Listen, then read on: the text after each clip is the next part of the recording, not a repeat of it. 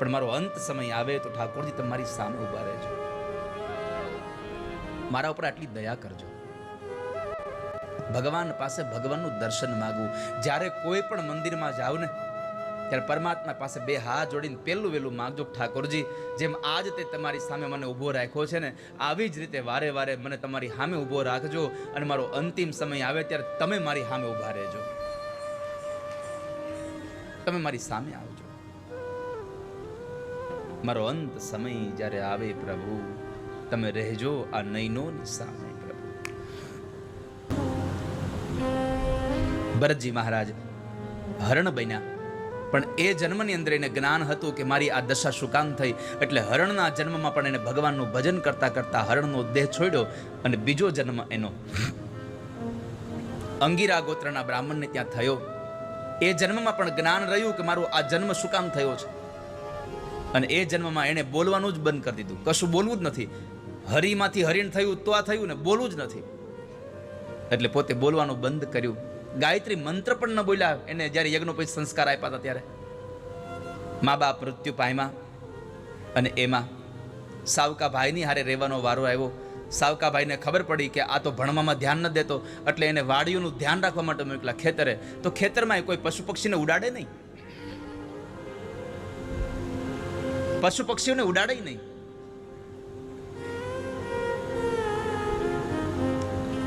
રામ કી ચિડિયા રામ કા ખેત, ખાલો ચિડિયા ભર ભર પેટ. આ તો તમારું છે, ખાઓ તમ તમારે. પડોશીએ જ્યારે પોતાના ભાઈને ફરિયાદ કરી કે આ તારો ભાઈ કાંઈ કામ નથી કરતો, તો ઘરમાંથી કાઢી મૂકે છે. ભરતજી મહારાજ નીકળી ગયા.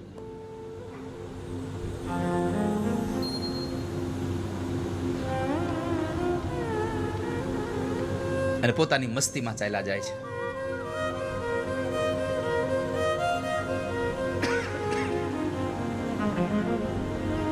અને જ્યાં પોતાની મસ્તી હોય ને ત્યાં જ પોતાની જિંદગી હોય. વાલા ભક્તજન, મુझे मेरी मस्ती कहां लेके आई, जहां मेरे अपने सिवा कुछ नहीं.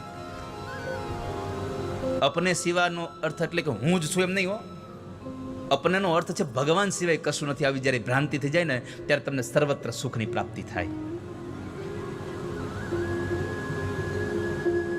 મુझे मेरी मस्ती कहां लेके आई. ભરતજી મહારાજ તો જંગલમાં ડોલતા જતા હતા, કોઈનો વિરોધ જ નહીં. એમાં બરાબર ભીલોને ત્યાં યજ્ઞ હતો, તેનો માણસ ભાગી ગયેલો. એમાં આને બલિ ચડાવવા માટે લઈ ગયા.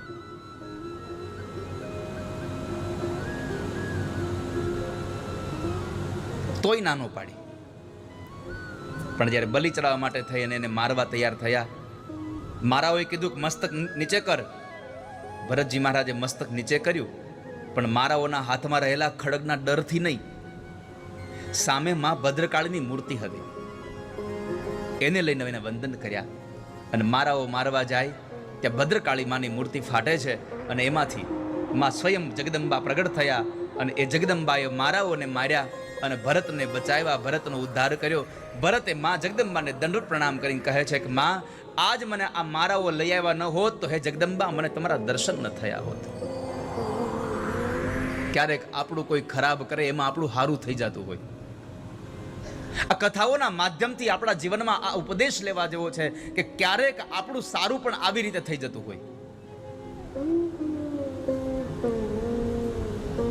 ત્યારબાદ એ ભરતજી મહારાજ ત્યાંથી નીકળ્યા અને માર્ગની અંદર જંગલમાં રાજા રહુગણની સાથે એની મુલાકાત થઈ. રાજા રહુગણ સાથે મુલાકાત થઈ, એની પાલખી ઉપાડવાનો વારો આવ્યો. પાલખી ઉપાડીને જાય છે. કપિલ મુનિના આશ્રમમાં રાજા રહુગણ સત્સંગ માટે જતા હતા.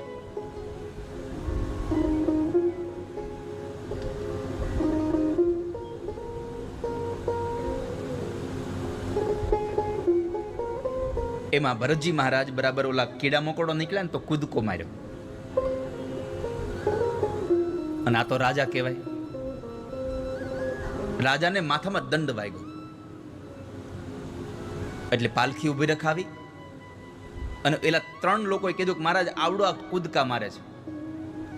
ભરતજી મહારાજને ચાબુકના માર મારે છે, પણ ભરતજી હસતા હતા. રાજા રહુગણ પૂછે છે કે એલા તને વાગતું નથી, મરેલો છો? ભરતજી મહારાજે કહ્યું કે મહારાજ, 4 લોકો ઉપાડે કોને? 4 લોકો કોને ઉપાડે? જે મરી ગયો એને. તો અમે 4 લોકોએ તમને ઉપાડ્યા છે. મહારાજ, તમે મારો છો શરીરને, તો હું શું કામ દુઃખી થાવ? હું તો શરીરી છું. નૈનમ છિંદંતી શસ્ત્રાણી નૈનમ દહતી પાવક. હું તો આત્મા છું. કોણ મને મારી શકે? શસ્ત્ર છેદી ન શકે, અગ્નિ બાળી ન શકે, પાણી ભીંજવી ન શકે અને વાયુ સૂકવી ન શકે એવો હું અમર આત્મા છું. તો તમે શરીરને મારો, એમાં હું શું કામ દુઃખી થાવ?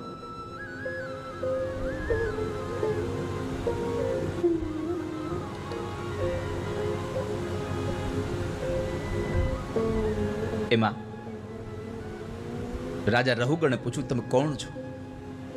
કારણ મને ડર લાગે છે, તમે બ્રાહ્મણ તો નથી ને ક્યાંક? હું આ દુનિયામાં કોઈથી ડરતો નથી, કેવલ બ્રાહ્મણોના અપરાધથી. શું કામે? નાહમ વિશંક નાસ્તિ હસ્તી હશે, યાદ રાખજો. આખી દુનિયા હસશે તમારા ઉપર.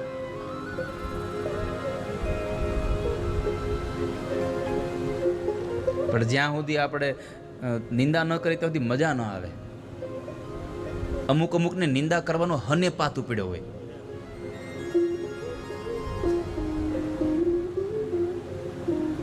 જેમ ઓલો પથરીનો દુખાવો પડે એને એને હને પાતું પડે.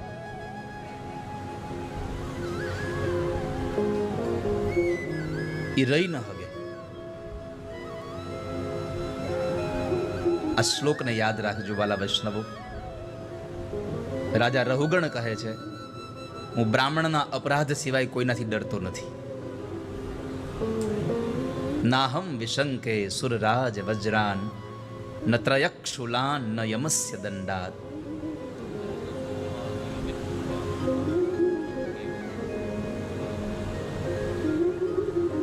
તમે કોણ બ્રાહ્મણ છો?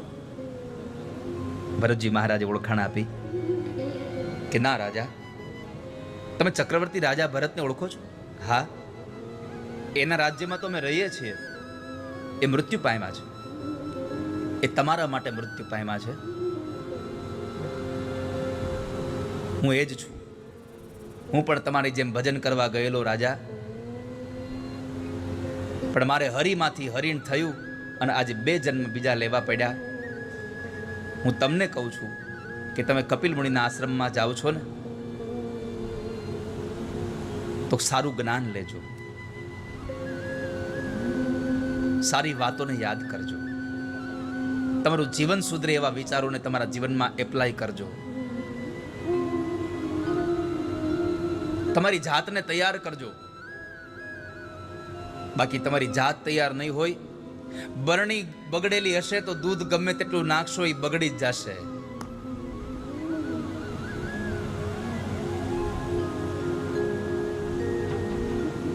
जिसको नहीं है बोध तो गुरु ज्ञान क्या करे.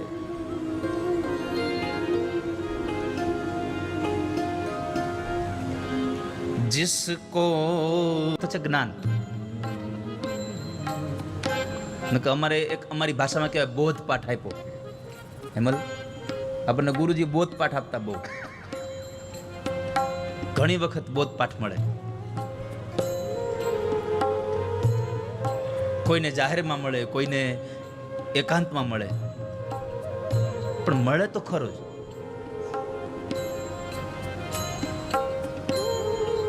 એમ જો આપણને બોધ એટલે કે જ્ઞાન ન હોય તો પછી ગુરુનું જ્ઞાન, તમને પોતાને જિજ્ઞાસા ન હોય તો ગુરુ શું કરે પછી?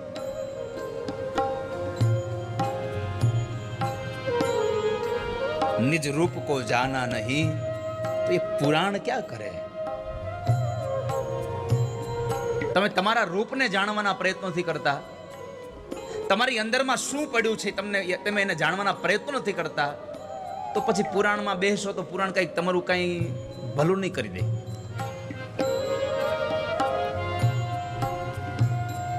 રસોડામાં વાનગી બને પણ ભૂખ તો પેટમાં જ લાગવી જોઈએ. વાનગી રસોડામાં બને પણ જો પેટમાં ભૂખ ન હોય તો એ વાનગીની કઈ કિંમત નથી તમને. એટલા માટે ભગવાને જન્મ આપ્યો છે. રાજા, તમે પરમાત્માનું ભજન કરી લો, મહાપુરુષોના ચરણની સેવા કરી લો. મહત્પાદ વિના મહત્પાદ રજોપી છે કમ. મહાપુરુષના ચરણની રજ તમને નહીં મળે તો તમારું ભાગ્ય નહીં સુધરે.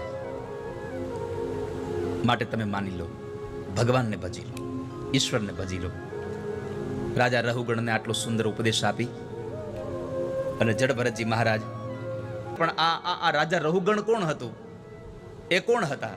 તો કહે છે કે જે પેલું હરણ હતું ને એ રાજા રહુગણ બનીને આવ્યો છે. એને રાજાનું ચિંતન કરતા કરતા મળતા હતા તો બીજે જન્મે રાજા બનીને આવ્યા છે. આ સંસારમાં અંતે યા મતિ સા ગતિ. જેવી તમારી મતિ હશે એવી તમારી ગતિ થવાની છે. માટે અંત સમય આપણો સુધરી જાય એવી તૈયારી કરજો. આપણો અંત સમય સુધરે. પંચમ સ્કંદને વિશ્રામ કરી ષષ્ઠમ સ્કંદમાં નામનો મહિમા છે. નામના મહિમા સાથેની કથા. ભાગવતજીનો 18,000મો શ્લોક છે. નામ સંકીર્તનમ યસ્ય સર્વ પાપ પ્રણાશનમ પ્રણામો દુઃખ શમનમ તમ નમામિ હરિમ પરમ. પરમાત્માના નામનો મહિમા છે.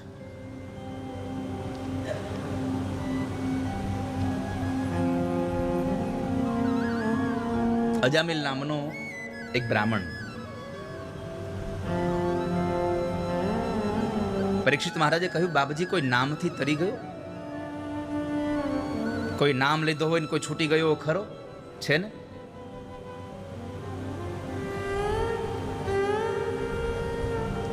કાન્ય કુબ્જે દ્વિજઃ કશ્ચિદ. કાન્ય કુબ્જે દ્વિજઃ કશ્ચિદ બ્રાહ્મણો દાસીપતિ રજામિલ. એક બ્રાહ્મણ છે, છતાં પોતાના કર્મમાં તત્પર હતો, પણ એક ખાલી દ્રષ્ટિ પડી એક જગ્યાએ, એક ગણિકાને જોઈ અને આખી બુદ્ધિ બગડી ગઈ.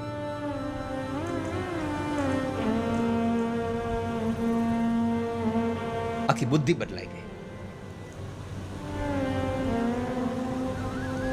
કાન્ય કુબ્જે દ્વિજઃ જમવા આવ્યા છે અને સંતોએ અજામિલ ઘરમાં નહોતા. અજામિલના પત્ની એમને સંતોને ભોજન કરવા બેસાડે, પણ પત્ની કહ્યું કે આપ જલ્દી જતા રહો. સંતોએ પૂછ્યું, આવું કેમ કહો છો? અને ત્યારે પત્ની કહ્યું કે મારો ઘરવાળો છે, એને અને સંતોને 12મો ચંદ્રમો છે. એને ભગવા કપડાને કાંઈ લેવા દેવા નથી. એ હમણાં આવશે, તમારું અપમાન કરશે, મારા બધા જ કર્યા ઉપર પાણી ફેરવી દેશે. માટે મારી પ્રાર્થના છે, તમે જતા રહો, આપ જતા રહો. સંતોએ કહ્યું, તો હવે ભગતને મળીને જ જાય. પત્નીએ બહુ આજીજી કરી, બાપજી રહેવા દો, એ મળ્યા જેવો નથી, તમે વયા જાઓ, તમે વયા જાઓ. પણ સંતોએ નક્કી કર્યું હોય, જેના ઘરનું ભોજન કરીએ એના ઘરનું જો દુઃખ ન લઈ જઈએ તો અમે સંત નમક હરામ કહેવાઈએ. અમે તમારા ઘરનું ભોજન કરીએ છીએ. કથા છે, અજામિલ આવે છે અને અજામિલ સંતોને જોઈને એટલો ક્રોધે ભરાયો, છતાંય સંતોએ તો એકદમ ધીરજ સાથે કીધું કે ભગત, તમારા ઘરે ભોજન કર્યા એટલે અમને તમે દક્ષિણા આપી દો. અજામિલે કીધું કે આ તમારા તુંબડા લઈ નથી લેતો, આ તમારા ગળાની માળાઓ કાઢી નથી લેતો, આ બધું તમારી દક્ષિણા સમજીને વયા જાઓ. છતાં પણ સંતોએ આગ્રહ કરી રાખ્યો અને એટલું જ કહ્યું, અમારે પૈસા નથી જોઈતા, અમારે એટલું જોઈએ છે કે તમારા પત્ની ગર્ભવતી છે, જો તમારા ઘરે ભગવાનની કૃપાથી દીકરાનો જન્મ થાય તો એનું નામ તમે નારાયણ પાડજો. અજામિલને ગમ્યું, આ તો મફતનું છે, આમથી નામ તો રાખવાનું જ હતું. અને મફતનું હોય તો ગમે તેટલી જરૂર ન હોય તોય ઉભા રહી જાય. મફતનું હોવું જોઈએ. તમે જુઓ કેવા કેવા લોકોના નામ લાઈનમાં ઉભા હોય છે. ભલે આગલા દરવાજે ન ઉભા હોય, પાછલા પણ ઉભા તો હોય જ.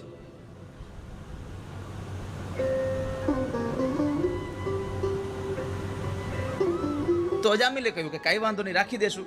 સંતોએ પૂછ્યું શું રાખશો? તો કે તમે કીધું ઈ. એમ નહીં, બોલો શું? તો કે નારાયણ. અજામિલ પાસે નારાયણ શબ્દ બોલાવી સંતો ગયા. બાળકનો જન્મ થયો, દીકરો જન્મ્યો, નામ નારાયણ પાડ્યું. દીકરાની અંદર એમને આસક્તિ થઈ. 9 દીકરાઓ તો હતા જ, આ 10મો દીકરો થયો, એનું નામ પાડ્યું નારાયણ. આસક્તિ થઈ, નારાયણ નારાયણ આખો દિવસ દીકરાને બોલાવ્યા કરે. એમાં બરાબર એક વખતના સમયે યમના દૂતોએ કાળ પાસથી પગને બાંધ્યા. અને જ્યારે અજામિલ યમદૂતોને જુએ છે તો દીકરો યાદ આવ્યો. આપણને અંત સમય ભગવાન બહુ ઓછા યાદ આવે છે, અંત સમયે દીકરાના દીકરાઓ બહુ યાદ આવે છે. અંત સમયે ભગવાન યાદ ના આવ્યા, પણ દીકરો યાદ આવ્યો. નારાયણ એક વખત ખાલી બોલાયું છે. એકવાર નારાયણ શબ્દ બોલાયો અને એ સમયે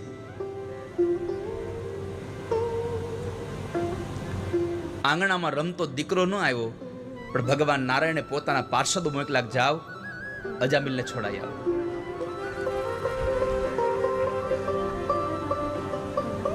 આ દુનિયામાં તમારી બાજુવાળો તમારું સાંભળે કે ન સાંભળે, પણ પરમાત્મા તમારું બહુ સાંભળે છે. ઈશ્વર બહુ સાંભળે છે. ક્યાં ક્યાં ભગવાને સાંભળ્યું છે. એને વાત્સલ્ય ભક્તિ બહુ પ્રિય હતી. તમારો અંતરનો નાદ થાય, તમારા અંતરની ભાવનાઓ જાગી જાય તો શું થાય એની ઘટના તમને કહું છું. વાત્સલ્ય ભક્તિ બહુ પ્રિય હતી કર્માજીને.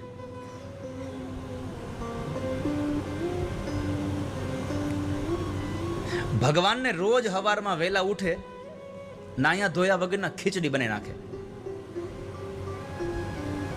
સ્નાનાદિ કર્મ કઈ જાણે નહીં, વિધિ વિધાન કઈ જાણે નહીં. હવારમાં ઉઠીને પેલા ખીચડી મૂકી દે અને ભગવાનને બોલાવીને અર્પિત કરે.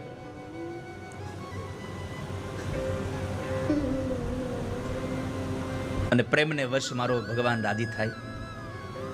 ભગવાન જગન્નાથ રોજ નાના બાળકના રૂપમાં આવી અને કર્માબાઈના ખોળામાં બેસીને એની ખીચડી ખાય. પુરુષોત્તમપુરી એટલે જગન્નાથપુરી. ભગવાન જગન્નાથ, એને પુરુષોત્તમ ક્ષેત્ર કહ્યું છે. ભગવાન જગન્નાથ રોજ બાળકના રૂપમાં આવી અને કર્માબાઈના ખોળામાં બેસે, ખીચડી ખાઈને જતા રહે. કર્માબાઈનું એક જ ચિંતન ચાલે કે બાળકને જમણવામાં મોડું ન થઈ જાય, એટલે ખીચડી બનાવવાની ચિંતા કર્યા કરે. એટલે એ પોતે કોઈ વિધિ વિધાનના બખેડામાં પડતા નહોતા. માત્ર એક જ વાત, હવારમાં ઉઠીને પેલા ખીચડી બનાવી નાખે અને પછી ભગવાનને બપોર સુધીમાં ધરે. એમાં બરાબર એના ઘરે સંતો આવ્યા.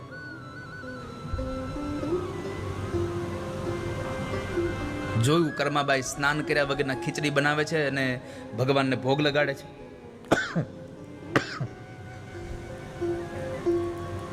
એટલે સંતોએ કર્માબાઈને ટોયકા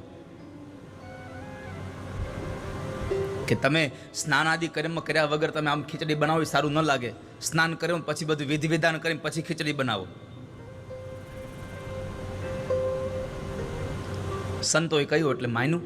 બીજા દિવસે સ્નાનાદિ કર્મ કરીને વિધિ કરીને પછી ખીચડી કરી. એમાં ખીચડી કર્મ થઈ ગયું થોડુંક મોડું. કર્માબાઈનો જીવ બેળ્યા કરે, હો ઓલું બાળક હમણાં ભૂખ્યું થશે. એનું હૃદય રડતું હતું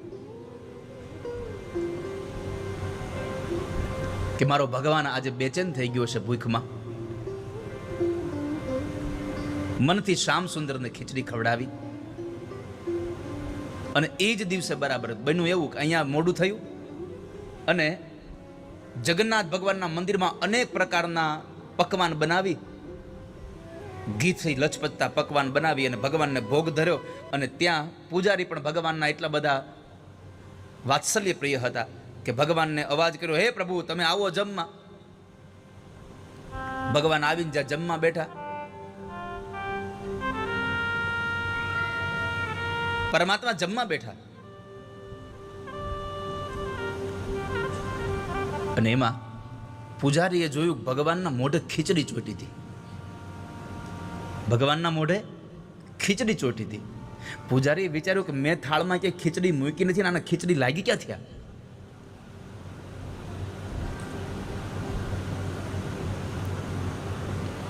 પ્રભુની પાસે જઈને આર્તનાદે કીધું, પ્રભુ આ ખીચડી જે કઈ ઘટના છે અમને કઈ બતાવો. પરમાત્માએ કહ્યું, સાંભળો, કર્માબાઈને ત્યાં ખીચડી ખાવા ગયો હતો. રોજ તો મારી ખીચડી બરાબર સમયે તૈયાર થઈ જતી હતી, પણ એક દિવસ પહેલા સાધુ આવ્યા એના ઘરે, અને સાધુએ સવારે સ્નાનનો એને વિધિ બતાવ્યો. એમાં કર્માબાઈને ખીચડી કરવામાં થોડાક મોઢું થઈ ગયું, અને એમાં હું ખીચડી ખાતો હતો ને તમે બોલાવ્યો એટલે મોઢું ધોવાનો સમય ન રહ્યો, એટલે ખીચડી અહીં ચોટી રહી છે. મોઢું ધોવાનો સમય ન રહ્યો. પણ મારું એક કામ કરજો તમે પંડાજી, સાધુ આવે ને તો એને કહેજો ને કે કર્માબાઈને જઈને કહી આવે કે એ જે પ્રમાણે કરતા તે પ્રમાણે બરાબર હતું, આમાં મારે મોડું થાય છે. સાધુને કહ્યું. સાધુની આંખો રડી પડી, અને સાધુ તરત જ કર્માબાઈના ઘરે ગયા અને ત્યાં જઈને એને વંદન કરીને કીધું કે તમે સ્નાન ન કરો તો ચાલશે, બસ તમારી ખીચડી મારા ઠાકોરજીને ધરતા રહેજો. જ્યારે કર્માબાઈની ખીચડી ખાધીને આજ પણ જગન્નાથપુરીમાં રોજ ભગવાનને હવારમાં ખીચડી ધરાય છે. ઠાકોરજીને ભોગમાં ખીચડી લાગે છે. આ કથા મારે તમને એટલા માટે કહેવી પડી કે માણસનો આર્તનાદ હોય તો ઠાકોરજી સાંભળે છે. અજામિલે અવાજ કર્યો, હે નારાયણ. બોલાવ્યો તો દીકરાને, પણ આવ્યા ભગવાન. શું કામે? અવાજ નાભીમાંથી હતો, અવાજ ઊંડાણેથી આવ્યો હતો. એમ તમે પણ જો એકાદ વખત નાભીમાંથી અવાજ કરશો ને તો ઠાકોરજી તમારા માટે દોડતો આવવા તૈયાર છે. એ તો તૈયાર જ છે. ભગવાન કહે છે કે મારો ભક્ત મારી પાસે ચાલીને આવે તો હું એની પાસે દોડીને જવા તૈયાર છું. મારો ભક્ત મારી પાસે ચાલીને આવે.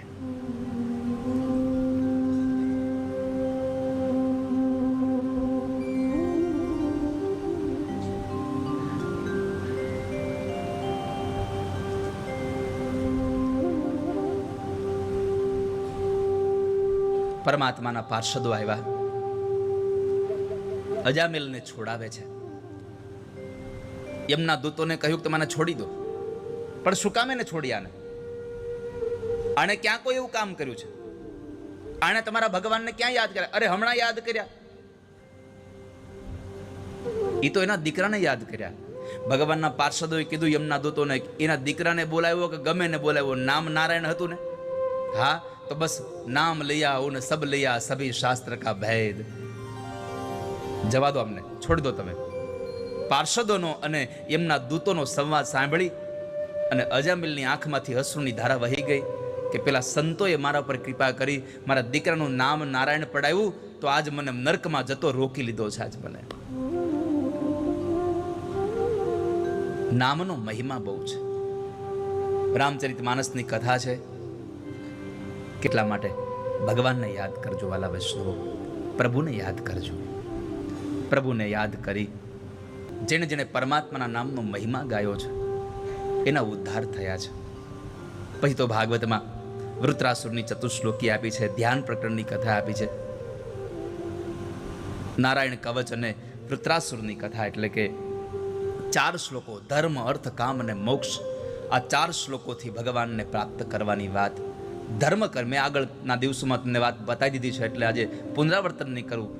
ધર્મથી અર્થ ન મળે, અર્થથી કામની પ્રાપ્તિ થાય અને કામ સંતોષાય એટલે મોક્ષ ગતિને પ્રાપ્ત થઈ જાય. આ કથા આપણે આગળના સમયમાં સાંભળી ગયા.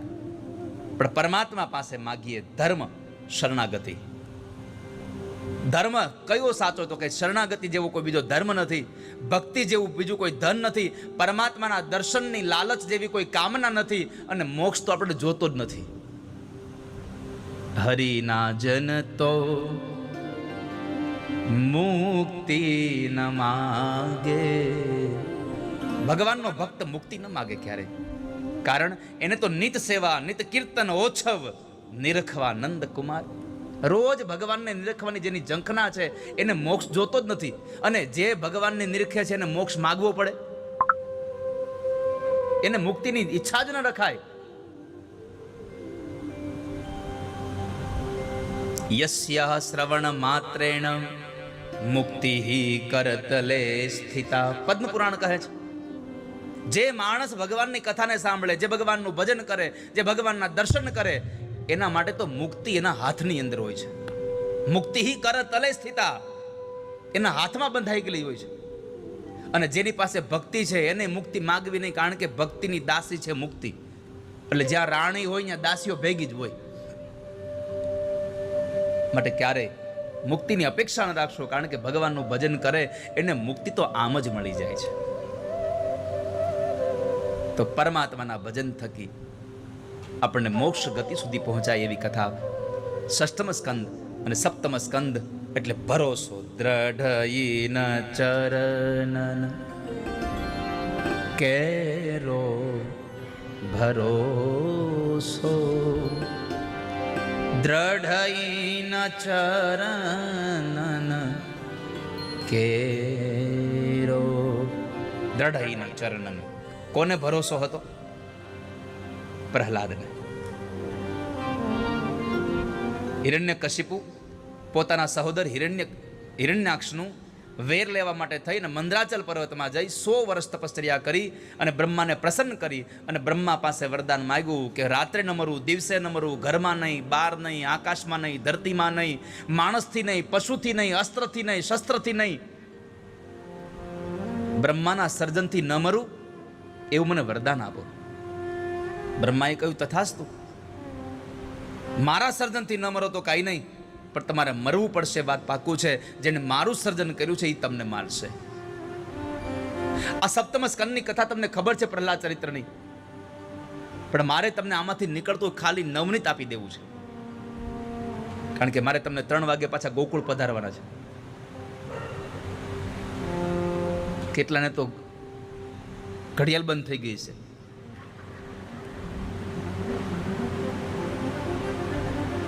પાછળ બેહેને કેટલો ફાયદો, છેલ્લે બેઠા એને ફાયદો કેટલો, કે કાંઈ વાંધો ભલે 3 વાગ્યા સુધી આપણે પાછળથી જઈને જમીન પાછા આવીએ છીએ, પાછા બેસી જવું.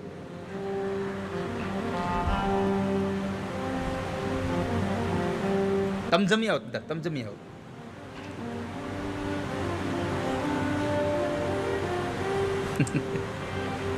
આગલી લાઈન વાળાનો વાંધો છે, એમાં સૌથી પહેલા તમે આવો છો તો તમે હળ બિસ્કુટ લાવ્યા કે નહીં? મોનેકો ને પાર્લે 2020 ચિંતા ન કરશો.